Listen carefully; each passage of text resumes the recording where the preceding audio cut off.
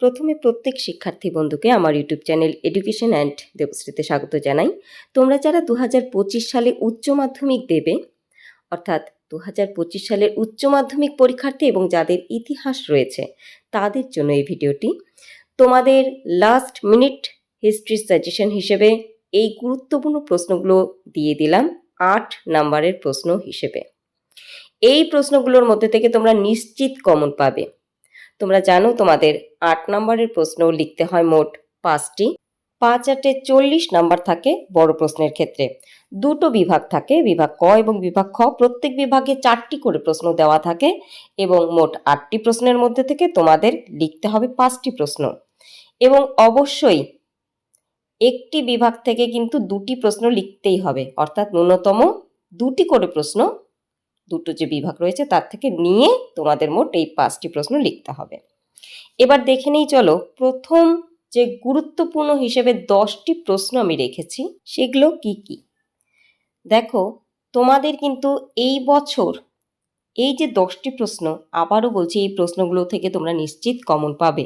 প্রথম প্রশ্ন, পেশাদারি ইতিহাসের সংজ্ঞা দাও, অপেশাদারি ইতিহাসের সঙ্গে এর পার্থক্য আলোচনা করো বা লেখো।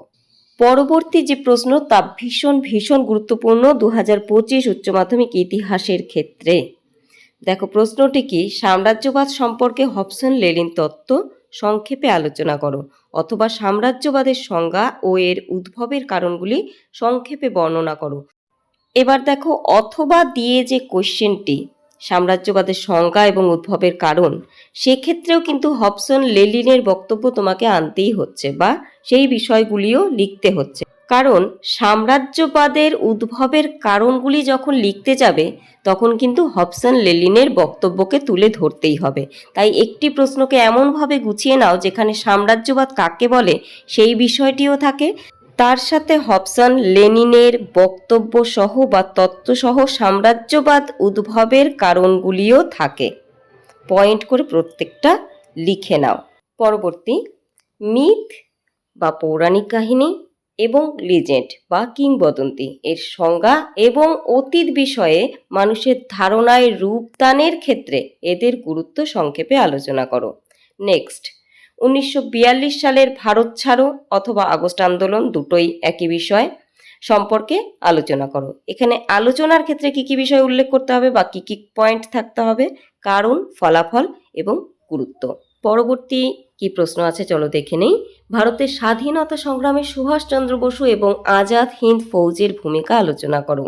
নেক্সট, উপনিবেশিকরণের অর্থ এবং এর তাৎপর্য সংক্ষেপে আলোচনা করো। নেক্সট, সমাজ এবং শিক্ষা সংস্কারক হিসেবে রামমোহন রায়ের ভূমিকা আলোচনা করো, বা দিতে পারে ভারতীয় সমাজ এবং শিক্ষা সংস্কারে রামমোহনের ভূমিকা সংক্ষেপে লেখো বা অবদান সংক্ষেপে লেখো। নেক্সট, ট্রুম্যান নীতি এবং মার্শাল পরিকল্পনা সংক্ষেপে আলোচনা করো। পরবর্তী, ভারতের রেলপথ প্রবর্তনের কারণ বা উদ্দেশ্য এবং এর প্রভাব আলোচনা করো। নেক্সট, চীনের ওপর আরোপিত অসম চুক্তিগুলি সম্পর্কে আলোচনা করো, অথবা প্রশ্নটি দিতে পারে নানকিং এবং তিয়েনশিনের সন্ধির মূল শর্তগুলি সংক্ষেপে লেখো। এই তোমাদের গুরুত্বপূর্ণ 10টি প্রশ্ন, ভীষণ গুরুত্বপূর্ণ এই 10টি প্রশ্ন। এছাড়াও আরও 4টি প্রশ্ন তোমাদের জন্য আমি দিয়ে দিলাম, যেগুলো আমার কাছে মনে হয়েছে এগুলোও গুরুত্বপূর্ণ, একটু দেখে রেখো। আচ্ছা, যারা এতগুলো পড়ে মাথায় রাখতে পারবে না বা মনে থাকে না, তারা ওই 10টাই করবে। যারা মনে করছো যে না আরও কিছু দেখে রাখি, তাহলে অবশ্যই এই 4টি প্রশ্ন তোমরা দেখে রাখবে বা ভালো করে তৈরি করে রাখবে। একটু শুনে নাও, স্কিপ করো না বা স্ক্রিনশট নিয়ে চলে যেও না। প্রথম প্রশ্ন, জোট নিরপেক্ষ নীতির উদ্দেশ্য ও প্রভাব সম্পর্কে আলোচনা করো। দ্বিতীয়, মরলে মিন্টো আইন। তৃতীয় প্রশ্নটির ক্ষেত্রে আমার কিছু বলার আছে, সেটা হলো রাওলাট আইন কি, এর প্রভাব ও ফলাফল লেখো।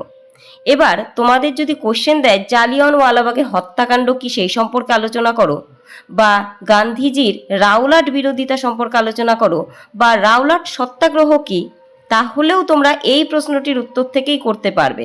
কারণ এই যে প্রভাব এবং ফলাফল, সেক্ষেত্রে কিন্তু তোমাদের পয়েন্ট করে করে এই 3টি বিষয়ই তুলে ধরতে হবে। বোঝা গেল? অর্থাৎ রাওলাট আইনের প্রভাব বা ফলাফলের ক্ষেত্রে গান্ধীজির বিরোধিতা, রাওলাট সত্যাগ্রহ এবং জালিয়ানওয়ালাবাগের হত্যাকাণ্ড অবশ্যই পয়েন্ট করে তুলে দিতে হবে। তাহলে এই সবগুলি প্রশ্নের উত্তর রাওলাট আইন কি, এর প্রভাব আলোচনা করো, এখানেই হয়ে যাবে। তাই সম্পূর্ণটাকে গুছিয়ে নিয়ে সুন্দর করে একটি নোট তৈরি করে রাখবে। চতুর্থ প্রশ্ন, অবশিল্পায়নের কারণ ও ফলাফল সংক্ষেপে আলোচনা করো।